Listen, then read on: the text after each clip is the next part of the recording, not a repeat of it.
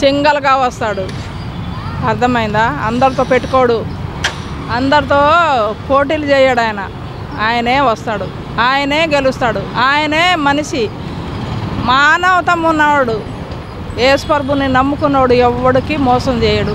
అర్థమైందా నాన్న? ఏంది వీళ్ళు ఏదో చెప్పుకుంటారు, బాబు బాబు. ఈయన మనకేం విరోధం కాదు. కాకపోతే మనిషిని హామీలు ఇచ్చి మోసం చేస్తాడు.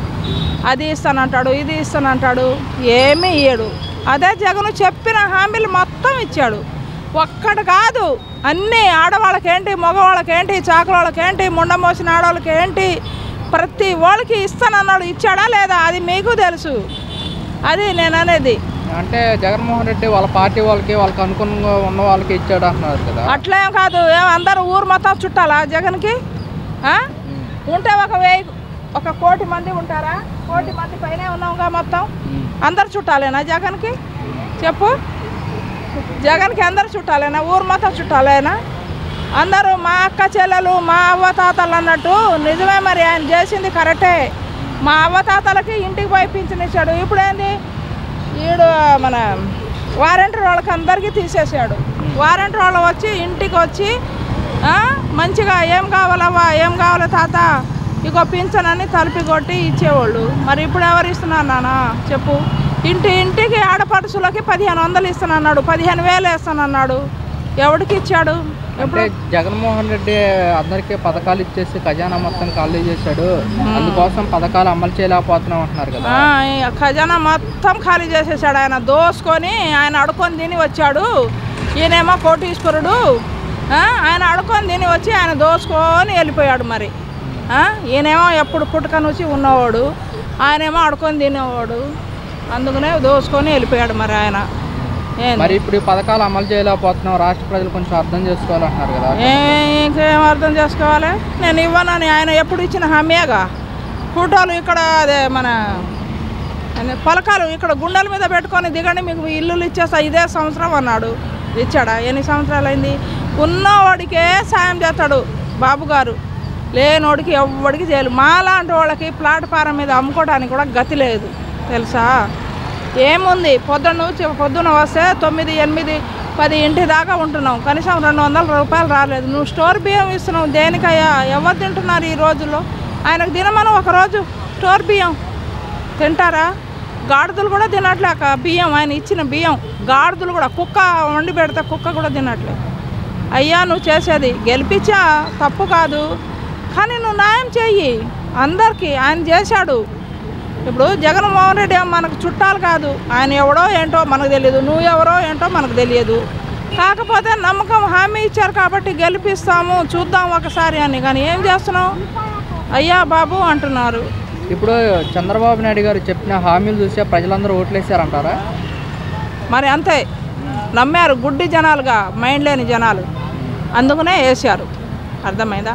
ఆటో వాళ్ళకి ఇచ్చాడు, చాకలోడికి ఇచ్చాడు, ముండ మోసిన ఆడవాళ్ళకి ఇచ్చారు, ఒంటరి మహిళలకు ఇచ్చాడు, భర్త ఉన్న 45 సంవత్సరాలకి 18,000 చేశాడు, ముసలోళ్ళకి ఇచ్చాడు.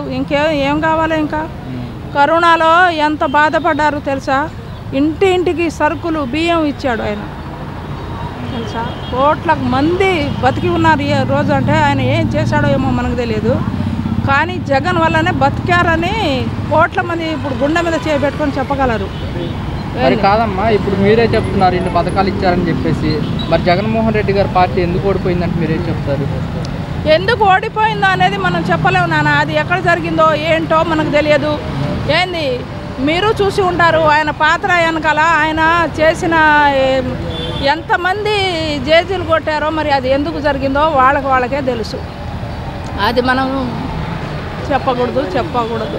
మరి ఇప్పుడు గత జగన్మోహన్ రెడ్డి గారి ప్రభుత్వంలో వాలంటీర్స్ వ్యవస్థ ఉండేది. అవును. మరి ఇప్పుడు ఈ ప్రభుత్వంలో లేదు కదా, మీకు ఎలా అనిపిస్తుంది?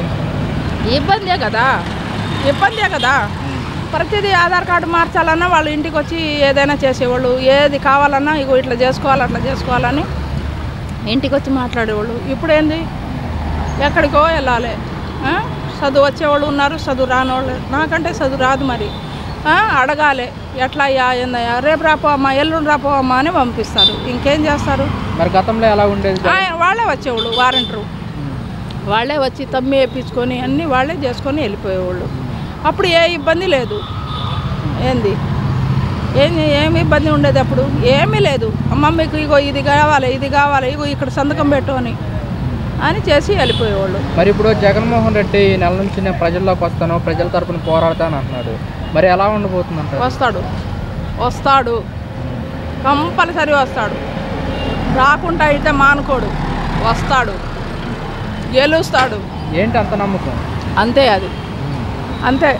వస్తాడు, పులిలాగా సింహంలాగా వస్తాడు, సింగల్గానే వస్తాడు. కాదమ్మా, మరి ఇప్పుడు ఈ ముగ్గురు కలిసి పోటీ చేసినా కానీ జగన్మోహన్ రెడ్డి ఒక్కడే ఎందుకని సింగిల్గా పోటీ చేశారు? మొగోడు పవన్ కళ్యాణ్ గారు ఏం చేశారండి? సినిమాకే అంకితమతనం కానీ ఎవరి అసలు ఆయన రాజకీయం గురించి ఆయనకి ఏమన్నా తెలుసా? ఏం చేశాడు చెప్పు? ఏం చేశాడు ఆయన?